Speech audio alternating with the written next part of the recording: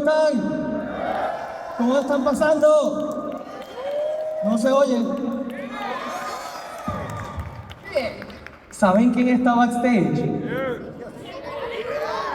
¿Saben quién? Están, ¿con emocionados y emocionadas están del que es que te hablan? Él no nos está oyendo, está ahí y no nos está oyendo. Me presento, yo soy Pete, estoy aquí con Pokémon.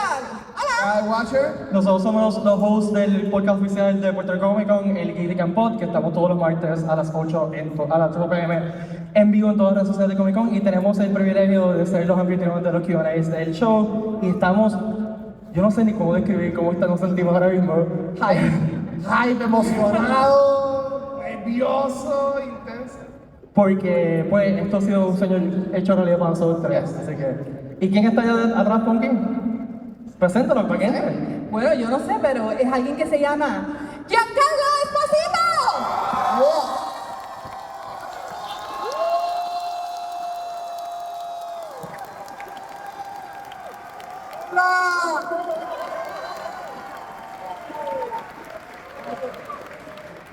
Welcome to Puerto Rico. Thank you so much. It's so nice to be here. Yes. So what took your chair? Bring me the chart. Finally got this little big-eared bastard. Yeah. It's kind of annoying, right? Yeah, he's cute. Yeah. Welcome to Puerto Rico. I hope you're having a nice time today. I'm having a blast. So much fun, especially with this little one. Yeah, absolutely. Well, man, I think we should start from what people want to know. Do you know the recipe for El Pollos Hermanos? Can you give it to us? If I gave you the recipe for Los Pollos Hermanos, I would have to kill you. You still want it? No, it's okay. I'm fine. Maybe I will allow you into my kitchen if you can cook. I can, yeah. I'll bring you my resume. So you've been an actor, your career has been a really long and distinguished career, and I think we all want to know if you can talk to us about how you started and how your career developed.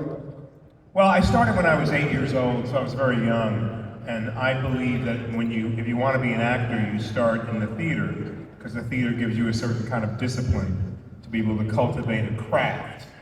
Because acting is doing something over and over again and nurturing a craft so that you're able to perform it. And so what I recommend is, I was a reader when I was a kid. So if you can read a lot and imbibe material, and then think of different ways to say words, you then can start to formulate an acting career. But then after that you study. I studied on the fly, I call it, because I did 8 Broadway musicals before I was 12 years old. Wow. Quite a few. And I wound up finishing I did about 13 Broadway musicals in all. And then I made a decision to become a dramatic actor. I was what you'd call a song and dance man. And I wanted to develop my craft on a deeper level across many mediums. So in acting, you can be in the theater and do a straight drama. You can also be in a musical and do a musical comedy. But then you can do television and film with more serious roles. So I started at 8 years old, and I worked in musical comedy until I was 16, 17. And then I went to learn how to do straight drama by doing plays. And plays are very much like this. You're on a stage, you're doing what the author has written for a 2-hour drama, and it develops a different part of yourself. I want to tell everybody, watchers down there, if you want to ask a question, just go up to him and he has a microphone. So if you want to ask a question, just head down to Watcher. Yeah. There you go.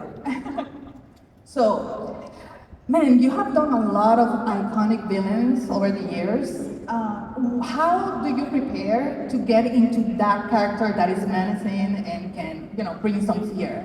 Well, if it's written really well, and many of my villainous characters have good writing to them, but I look at the background of the character. And that's mainly what drops me into a place to understand what's informing the character's decision.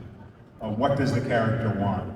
And so there's the character work of working on the background of who that person is, aka Gustavo Fring, where he's from, Chile, what he wants. He wants to take over the Salamanca drug business, why he wants that, he thinks he could do it better. And you put all the little building blocks together, and then it becomes seamless to figure out how you're able to do that every time with different words every week of every show.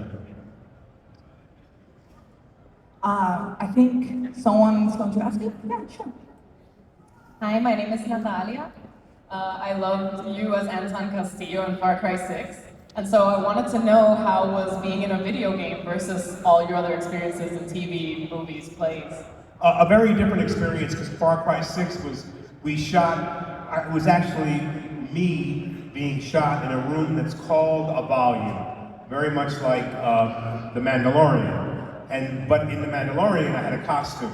In Far Cry 6, I had a green suit on, a leotard.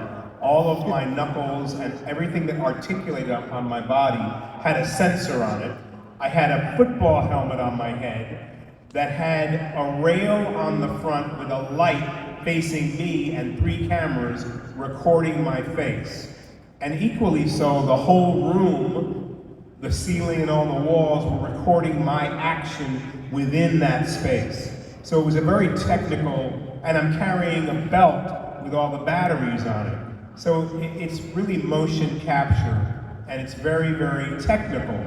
And so when I'm talking, if I were talking to you, it'd be like having really thick glasses on, because I've got to look through my frames to see you and relate and really do the scene, so they could record the motions of my eyes and my cheeks and my mouth. And so it's really arduous work, but I found it fascinating. Then they take all that and they give it to people who sit and colorize you and create you all over again digitally. So I love doing that particular show because it taught me a new skill. Thank you. You're welcome. So we got somebody here that has a message for you, so I'm just gonna pass the mic. I'm kind of scared. I can read in warm, or I can read in cold. Well, ma'am. Can you repeat that? He said that he can Yeah, be say it between again. warm or between cold. So, One or, warm is hot or cold. wait, you're talking, he's talking. Wait. Bring it! Where's my dog saber? I'll chop your ass up. Bring me the child. Okay, what were you saying? Don't come any closer. I'll have to kill you. Okay, thank you. He lives! He lives!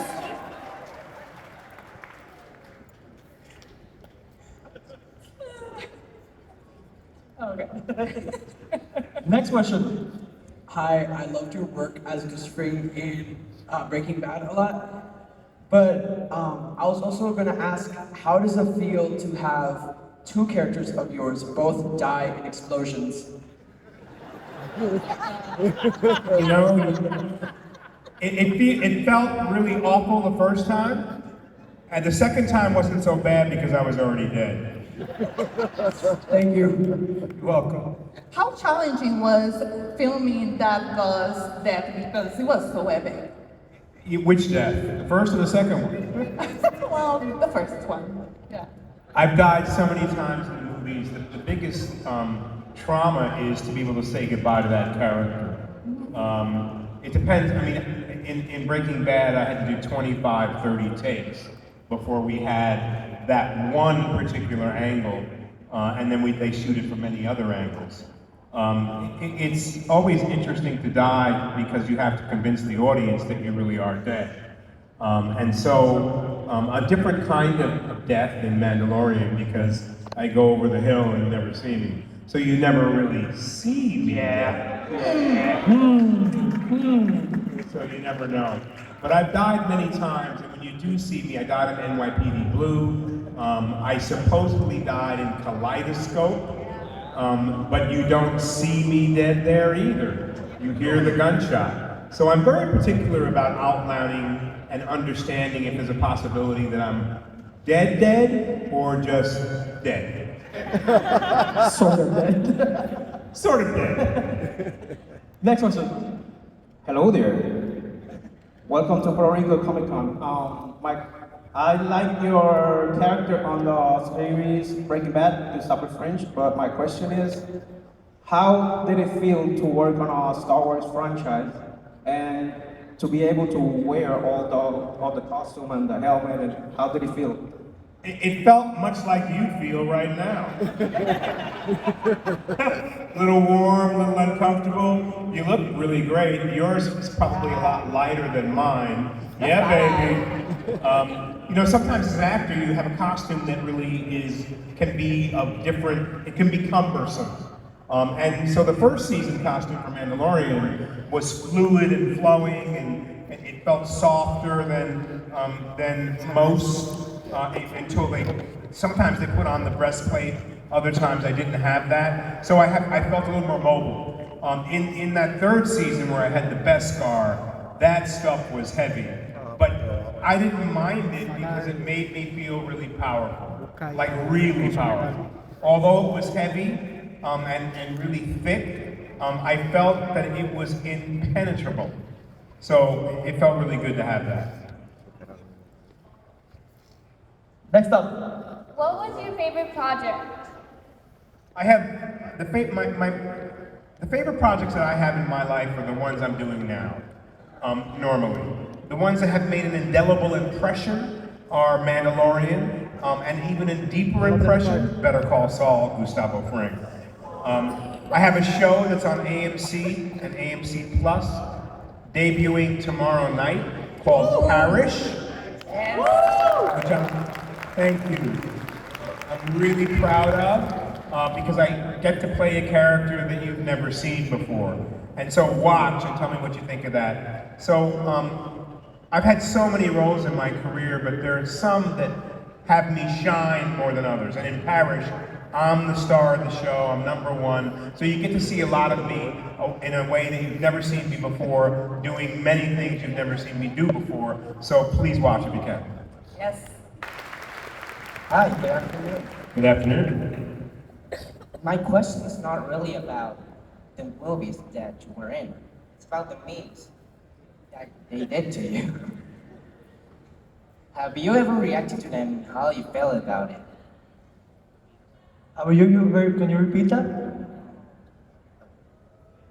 My question is not really about the movies. It's about the memes that they did to you. Have you ever reacted to them and how you felt about it? Memes. The memes they have made. The memes, yes. Okay, I think the memes are great because they put me out there in a different way. I do worry about the memes of Gustavo Fring for 10-year-olds who've never seen. Why are you laughing? Who've never seen Breaking Bad, and they shouldn't see it until they're 13 or 14. I mean, social media puts things out there that I think might be inappropriate for someone too young. I've met many young people who know my character, Gustavo Fring, and I look right at their parents. Some, they're 10, 11 years old, and their parents say, no, he knows you or she knows you from your memes. So, and that's okay as long as the memes are appropriate.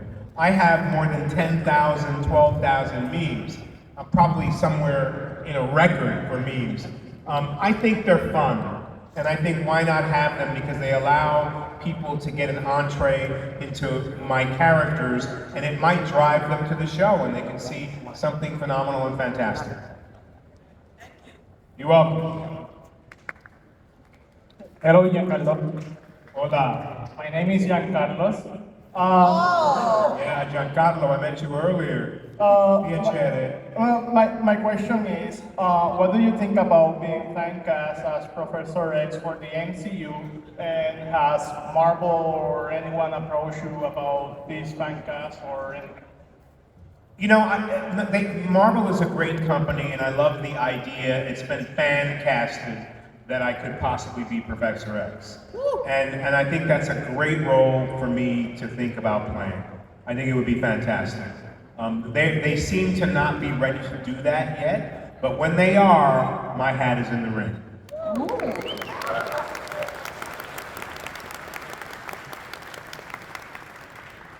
Hello, Gustavo Fring. It's always good to see myself. It's good to see you, Gustavo. It's a pleasure. Well, I have a question of a certain episode of Breaking Bad on which Hank asked us about our past on Chile, about the dictatorship of Pinochet, on which we gave a certain information. Was that information real about us? When Hank talked about Pinochet, yeah, when they asked us where do we come from, that we had certain information that we manipulated, probably. We don't know. it's very possible. I always felt that Gustavo had a military background. I've always felt that he was someone who was moving up in the military and decided to make a switch and go on his own. And I think it had to have been in the Pinochet government. So that's my backstory in case there's ever the rise of Gus. Be interesting. Thank you. You're welcome. I have a question from our producer that I have to ask because no, she will kill me. Can you tell us why Gus left the bar? Does he feel like he can't be happy because he lost the love of his life? It's a very good question. Gustavo had just been so threatened by Lalo Salamanca, and he had been through a trauma, so he comes out of that trauma in episode, I guess it's 605, no, 607, 608, 609, and somewhere in there, right? And he wants to have a life again, because he's been shuttered in for months trying to figure out how to stay alive. I think he leaves the bar because he realizes he still has work to do. I mean, if you look at 401 of Breaking Bad, get back to work. And Gus's mentality is he's always working, and he can't let his guard down. And if he let his guard down to stay and drink that bottle of wine and have a good time, he wouldn't be as focused as he would be the way it is. He got up, he left, he shut it down, and that's a perfect entrance into Breaking Bad, because Better Call Saul happened way before Breaking Bad. Next question. The first time I've ever been introduced to your magnificent work was through Monkey Bones, starring Brendan Fraser and directed by Henry Selick. So, do you have any fond memories playing Hypnos, the god of sleep, and making Brendan miserable and locking him away? I really love this particular movie. If you haven't seen it, see Monkey Bone. Brendan is really great. Bridget Fonda is great. I had a really good time playing Hypnos. I had a 4-hour makeup to put horns on my head and make my face red. Hypnos, for those of you who don't know, is the god of sleep. And he's half man and half satyr. And so I had to do a bunch of puppetry on this movie. Because I had walked on my knees with a green suit on, and the breastplate and the legs of Hypnos were dangling in front of me. So I had to walk and make the legs move by moving my shoulders. So I was part actor, part puppeteer, and then I put on that dinner jacket and had all my makeup on, but I shot the whole thing on my knees. So it was really, really interesting to do that piece. Henry Selick is a genius. I love that movie, and I'm so glad that you saw it. Yeah, I was like a kid at that time, and I went to see it in theaters with my grandma, and I was amazed about Stu as an artist, being an artist myself and drawing all the time before becoming an actress myself. So. Thank you. Awesome. Also, never saw Aquila coming during the Jungle Book. Thank you. Make TV shows in Puerto Rico, even if it's Puerto Rican germinating the subject matter in Puerto Rico, then sell it to someone in Hollywood.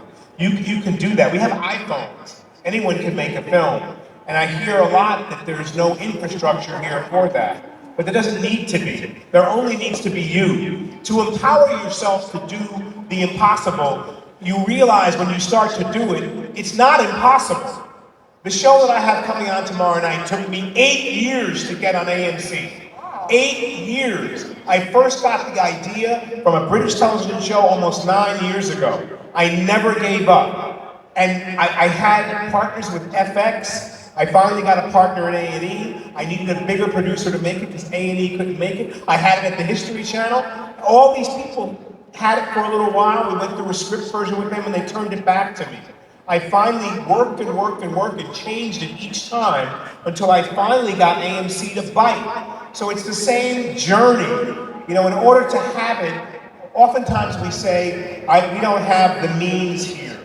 But you have the most beautiful island in the world. And you have all these industrious people. And everyone in this room has an iPhone, right? So you can start to make short movies. You can start to go to Toyota, to Land Rover. What businesses do you have here? You go to these people and you say, I would like to help you make a commercial for your product. I want to make a grassroots commercial. Because they make their commercials in America. Well, you are America, we've forgotten, right? In LA and Chicago and all these places. But you can convince them that you can make it here. That way everyone in this room becomes a part of that crew. People in Puerto Rico gain from the remuneration from making that for them. Fantastic. Thank you so much. You're welcome.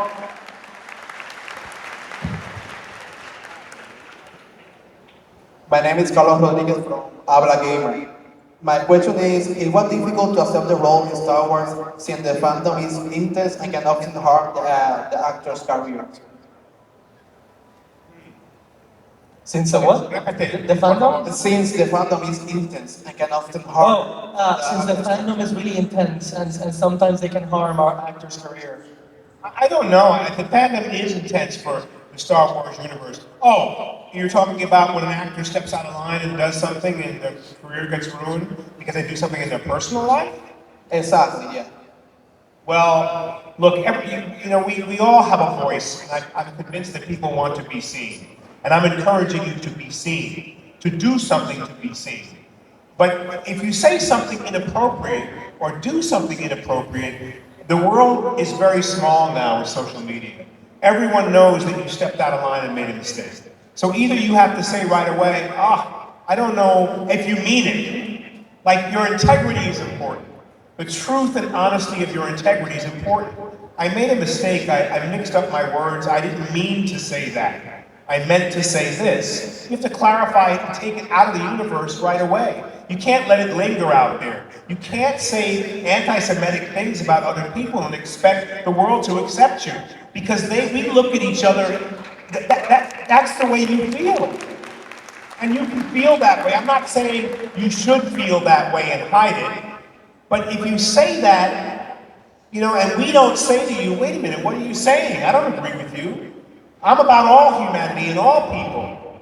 And so that's a problem. We have to take responsibility for ourselves, but because we're in the world that we're in, we have to take responsibility for each other too. Thank you. You're welcome. Hello, Mr. Esposito, how are you?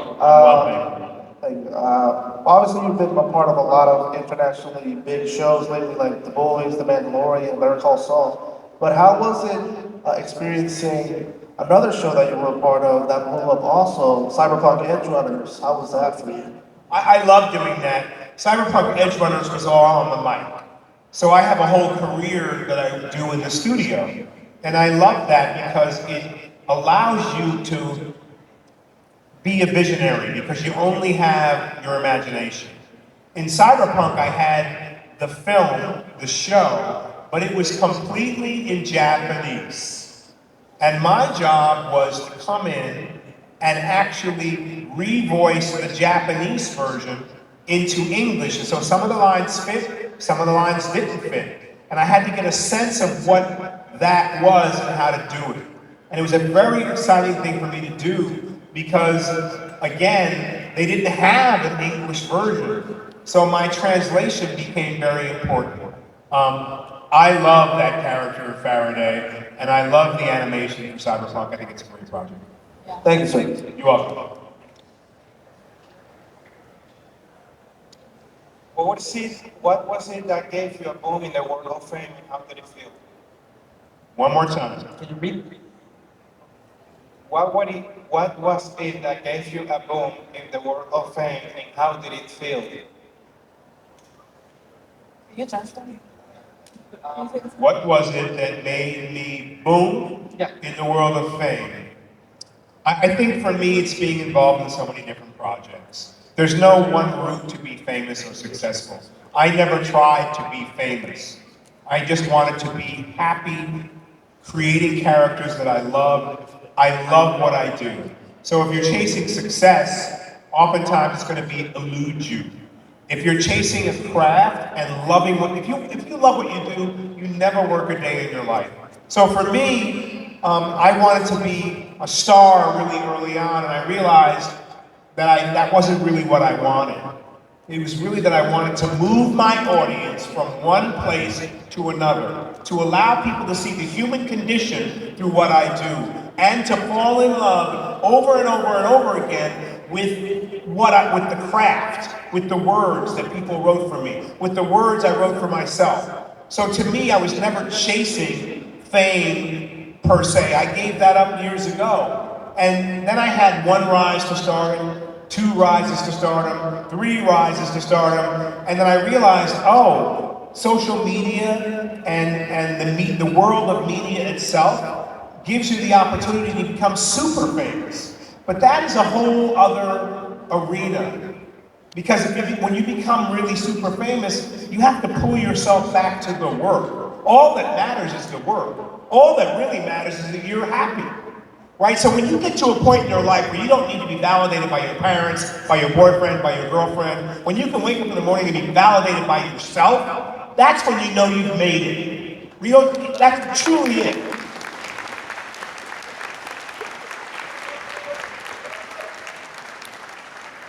Hi, my name is Sebastian, I'm a big fan, and you played a lot of villains before. And now James Gunn is like rebooting the DC universe, and then there's the Matt Reeves Batman films. I always envisioned you playing like a Batman villain. And since Gustavo Fring's that, you know, when he blows up and he has like Two-Face type look, I always envisioned yourself like playing Two-Face and Batman. So my question is, if you have like the offer to play a villain in a Batman film, Is James Gunn doing that? Yeah, he is rebooting. When?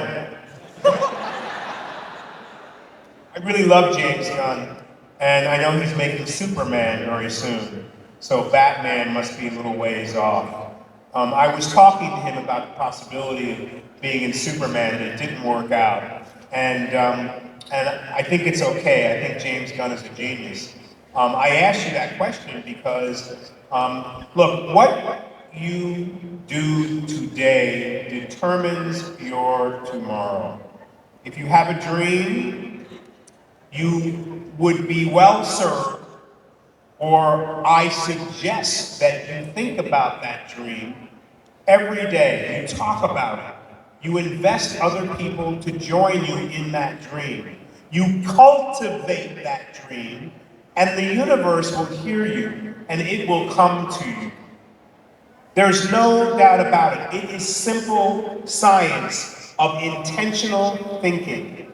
If your intention is good, good will come to you. If you have an intentionality of being successful so that you can help other people be successful, then everything in the world will come to you. If you want to be inspired inside of you, then your job is to inspire others. I think James Gunn is a genius. It didn't work out for me on Superman, but it will work out for me on Batman.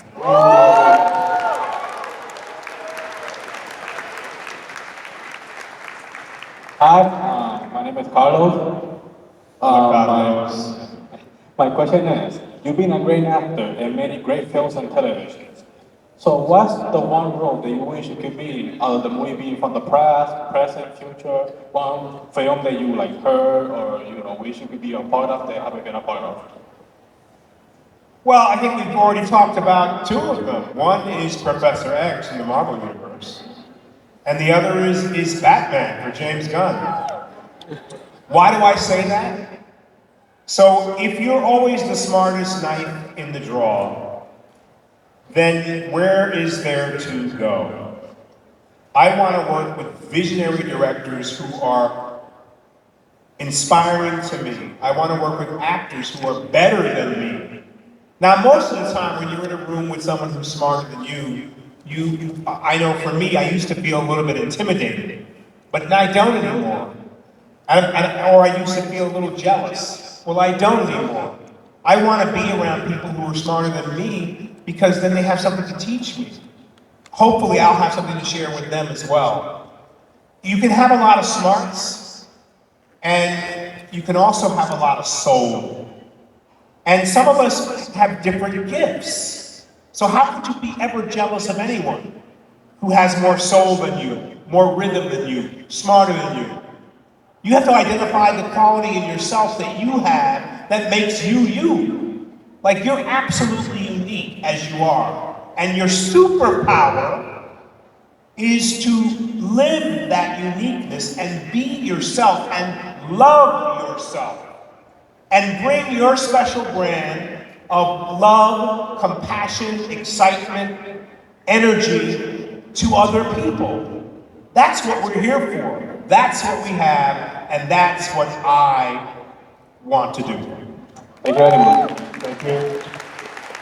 Speaking of very good directors, I know you work on Netflix, The Gentleman. I love that show, by the way. If you haven't seen it, The Gentleman, go watch it.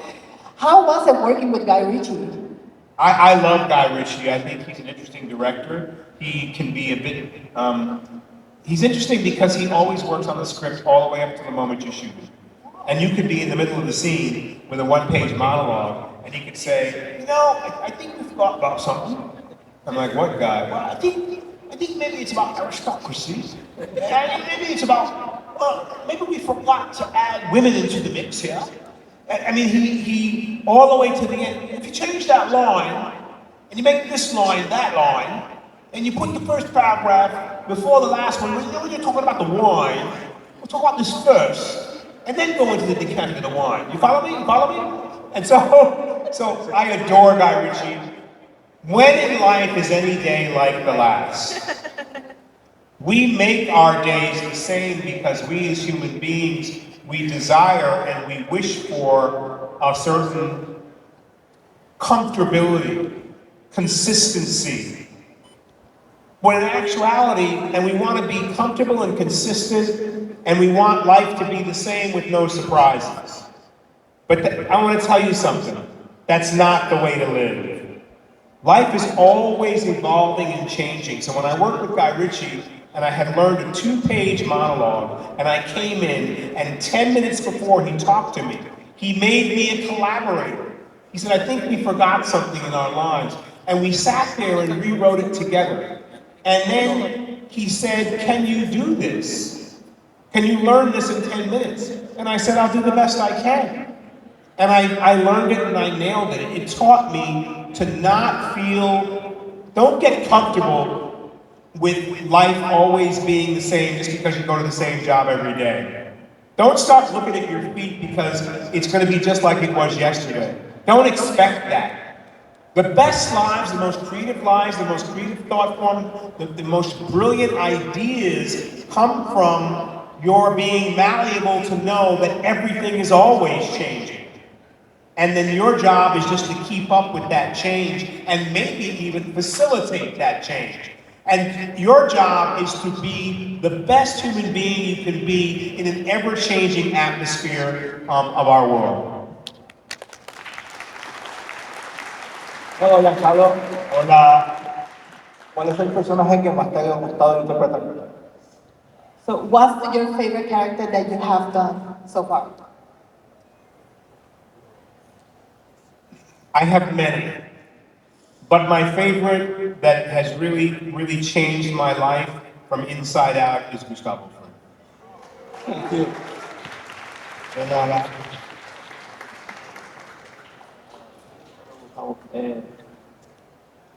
Have you ever reached out to Sega to play a character in the Like a Dragon franchise? Which franchise? Like the Dragon franchise, formerly known as. Can you repeat the You franchise? say Sega? Yeah, he's talking about being part of the Like a Dragon franchise. Yakuza series. Oh, It's the a video game Yakuza. series. Oh, no, I haven't. But why don't you reach out to them for me? Tell them I'd be willing to do it if you do it. Hi. I was wondering if, other than Marvel or DC, like, what other franchise would you like to be in? Could be video games, movies, whatever. Well, I love movies. I mean, that's what I love to do. And I'm about to direct my third movie, hopefully in September, October. I like to develop for myself because I don't want to wait. If you wait for someone to do it for you, it's not going to get done. If you do it yourself or plant the seed and talk about it and bring people in, then it gets done. Because then your attention goes out to the world and you call it to yourself. I would love to do a Marvel franchise, because I haven't done that yet. I'd love to work with James Gunn, because that world of comics always has appealed to me. And then I want to make my own work. Because my own work has a sense of uplifting and has ideas that pertain to us healing the world through a good story. And so for me, I'm a director. I like to direct. I'm a producer. I'm able to, I have this stamina to bring those stories to a network and to work that around until I can get it made. If you want to do something that really moves you and empowers you, you do something you're passionate about. So you don't try to fit yourself into someone else's project. You cultivate your own, no matter what that is.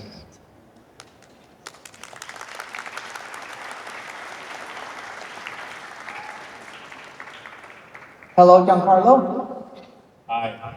So, The Voice Season 4 is going to premiere in June, I believe, right? Yes, it is. So, what was your experience filming The Boys, and what do you think if that your character that you acted as could make a huge impact on that season? It was a very circuitous way that I got into The Boys. I always want to work with people I like. I was in the studio in Toronto working on a TV show called Jet.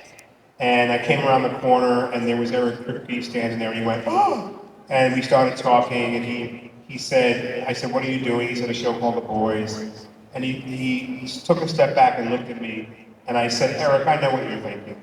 He said, well, if you know what I'm thinking, would you? And I said, sure, I would, call me.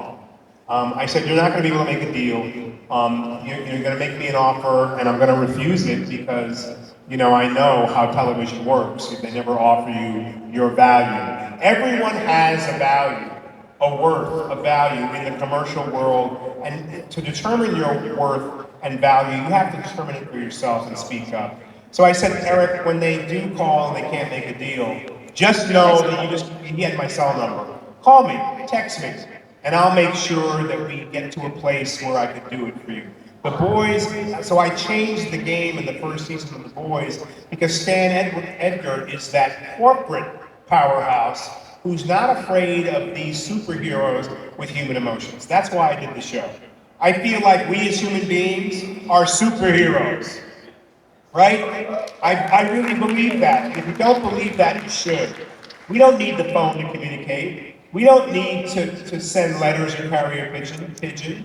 All we need is to tune into a certain vibration of the world. Why do you think when you're thinking about someone so much that all of a sudden they turn up on your phone, the phone rings, or they text you, and you say these words, I was just thinking about you. Why do you think that happens? Because you have a superpower. Because you're tuned in on a certain level. So The Boys, for me, I love that show because Stan Edgar's cool as a cucumber. He's not afraid of Homelander. You are not a god. You are simply bad product. Thank you, thank you.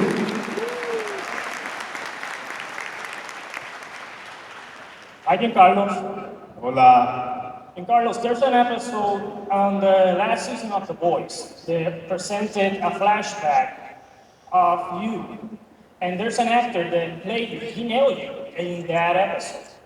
If there's the possibility they made a movie of the rise of Gustavo Fring, what actor are you open to play you? And also, what alternate title would be good for that series?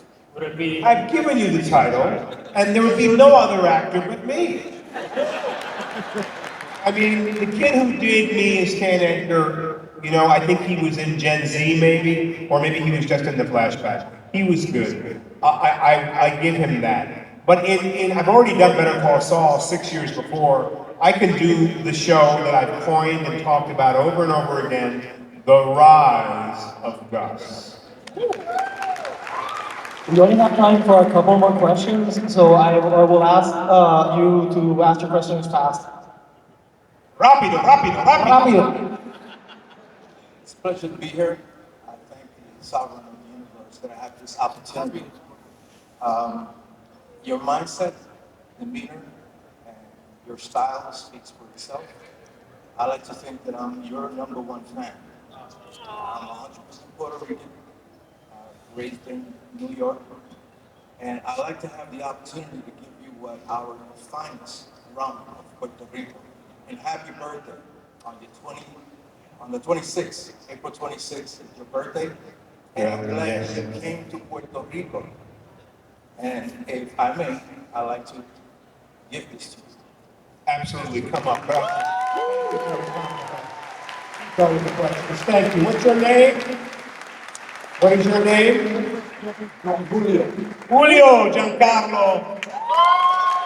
Big round of applause for Julio, who looks a lot like me. Julio, we love you. All right, I knew it was this. If you like house music, my number's here. Awesome.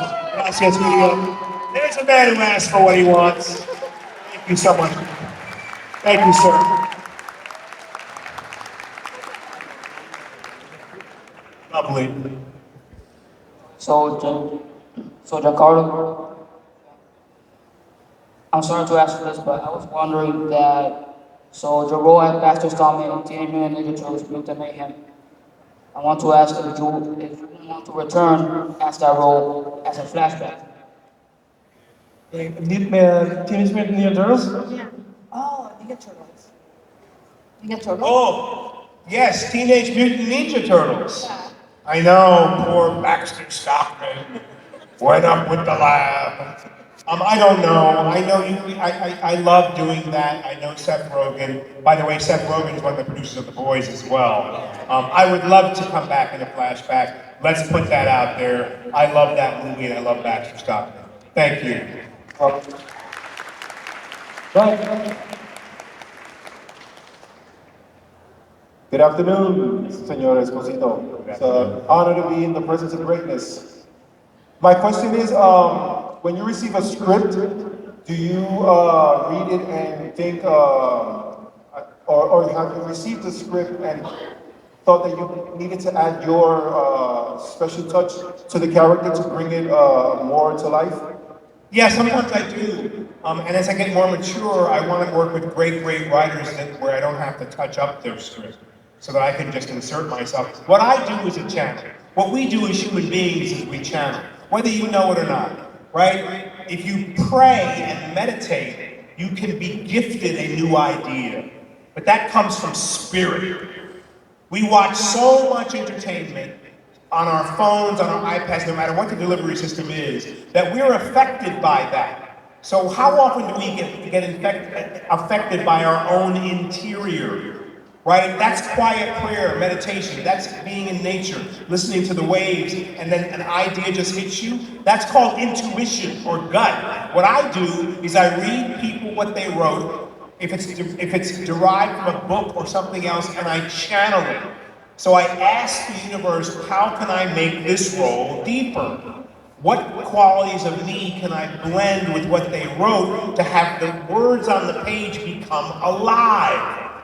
So that's either a process of adding to, a lot of the time it's a process of taking away.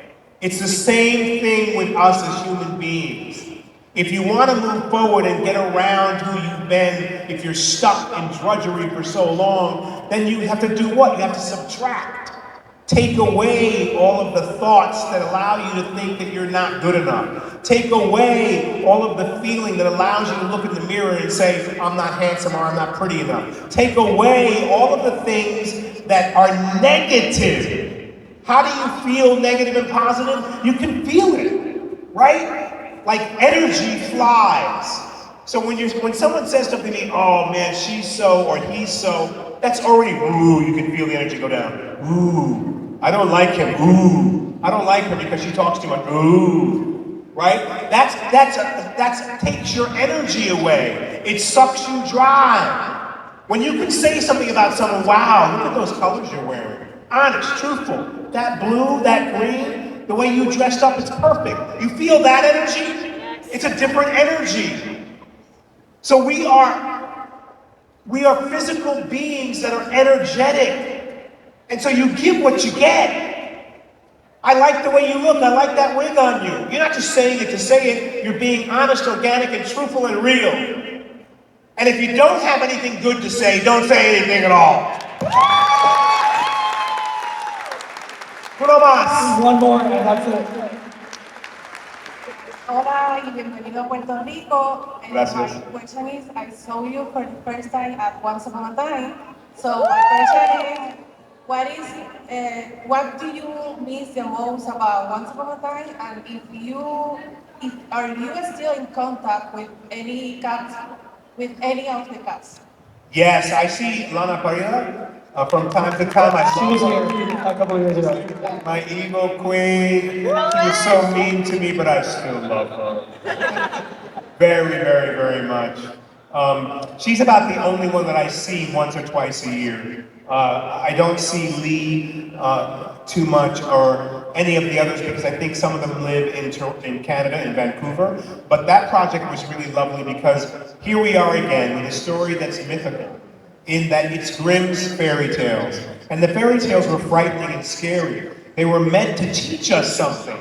It wasn't only entertainment on the page as a book, as a poem. It was about learning about the world. So Once Upon a Time will always have a very special place in my heart. I love doing it because it was very romantic for me to be the bumbling Sydney who loved someone so much and that love wasn't being returned. And then to be the genie who was all so powerful and I got a chance to be in the genie bottle and come out of the genie bottle and be this other human being. Like what I do is a wonderful thing. I can live in the world of imagination. Imagination, enchantment, and joy. Your imagination can lead to your vision, can lead to your inspiration, can lead to you having the life that you want, exactly the way you want it. It's cultivating your thought form, stilling your mind when you need to, and cultivating an imagination and a compassion and love for yourself that forwards your goal of what you want. Your intention should be always to serve each other. You can get all that you want, but your intention can't only be about yourself.